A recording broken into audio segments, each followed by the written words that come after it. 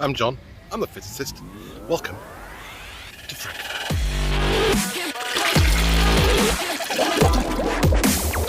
So why are we in Frankfurt today? Well, we are here to visit the food and ingredients show and the healthy ingredients show for Europe.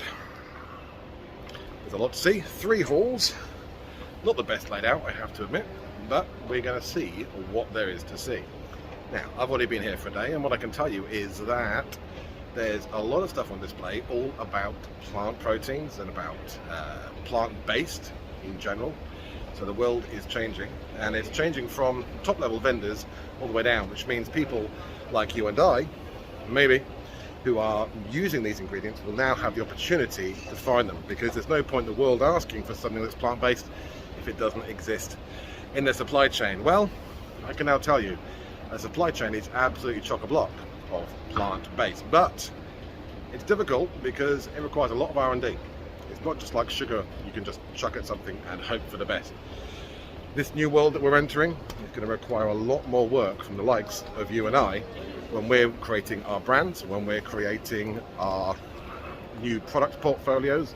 Everything is a little bit different. So come with me and we'll see if we can have a couple of hot takes as we go around and get some rather weird looks. Welcome to a grey and slightly miserable overcast day here in Frankfurt, where we are at the Food Ingredients and Healthy Ingredients Show for Europe. They've got all kinds of things here. They've got everything from the beverage world, flavours, right the way through to proteins, textures, dried oregano, you name it, cocoa. It's a food ingredient for the food and beverage industry. We're going to find it here. Now, why are we doing this little bit? Because no one's really interested in textured protein, I imagine, for meat binding. I'm not. But one thing there are lots of here are ingredient suppliers for the beverage world in the form of flavour manufacturers. Now, why is that interesting? Well, it's reminded me that there's something that we take very, very little notice of sometimes when we're doing a flavour development, and that is how to layer flavours. Now, sometimes we forget that an orange flavour isn't an orange flavour. You've got all the different parts of an orange. You've got the orange skin, the orange peel, the orange pith. You've got all the little bits in between, overripe and underripe orange, all those kind of things. So if you just say orange flavour, you're going to get probably a portion of that, which may mean that what you're actually doing is you're playing Chopin, or you're playing chopsticks when you want to be playing Chopin. Now, what that means is when we're talking about flavours, you want to be thinking about flavours in a 3-dimensional way. You want to have width, breadth and height. Think about playing music. You want to be using both hands going up and down the full range of the keyboard. And that's where having multiple flavour suppliers or multiple flavours from the same supplier works. And also, and this is where we get interesting, it's where people like this come in. Now these guys here, these are fantastic. So these guys make distillates and extracts. And what they do is they take the natural ingredient, and all of that goodness from those natural ingredients end up in the final flavouring, which means you have the top notes, the middle notes, the bottom.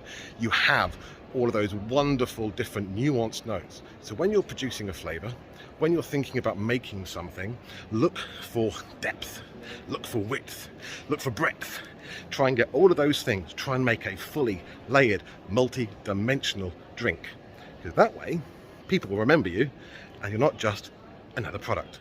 So, future John here, just jumping in as I was reviewing that bit of footage, and I thought I should just mention as well that it's worth remembering that not all flavours are made the same, not only for the likes of what we've just spoken about, but what they compose of. So, for example, in the case of a distillate and an extract, a lot of the time they're based on alcohol. Now, because they are natural extracts, then they're not going to be as strong, which means that they will have less flavour imparted into your product for the amount of alcohol that they introduce. So with distillates and extracts, they cost a bit more because of the quality, but you can't use as much of them.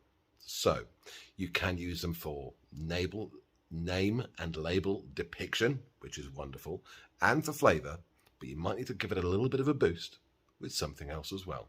Anyway, back to the show.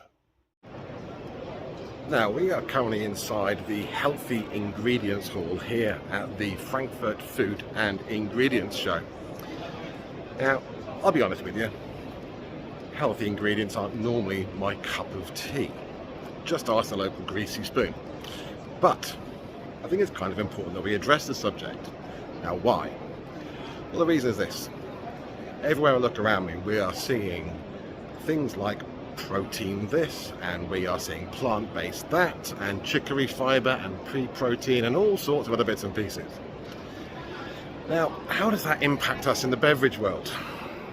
Well, certainly it'll impact us as consumers, because the world is changing around us. Whether we like it or not, things are moving on.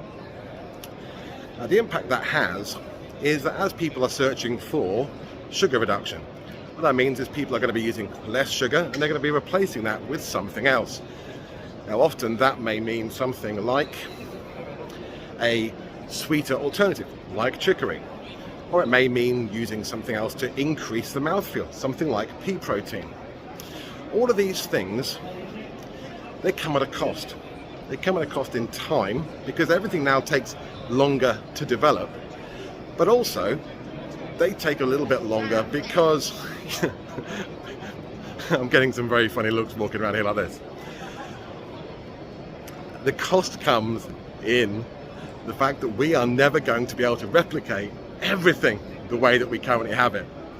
If we just take a product and we just add some sugar, add some salt, whatever it may be, that's a very easy thing to do, and it works time and time again, and it's something that you can repeat time and time again in different areas and get very similar results. But as things change, that's not going to be the case. As things move on, each application is going to be different. The way the pea proteins change your product will be different to the way they change in somebody else's. The way that the chicory fibres give a different mouthfeel and a different level of sweetness will be different in your product to the way it is in somebody else's. And whether we're talking about product development or just as consumers, one thing that we have to remember is that the world is going to change, and we are never going to be able to make it go back to the way it was before. So, buckle up everyone, the world is changing. Our industry is changing, and we need to get with the program or get left behind. In the meantime, we've got a lot of work to do. I've got to find out about what lipids are. I don't know, do you? So, from the Frankfurt Food Ingredients Show, I'm John, physicist, signing off until next time. Bye-bye.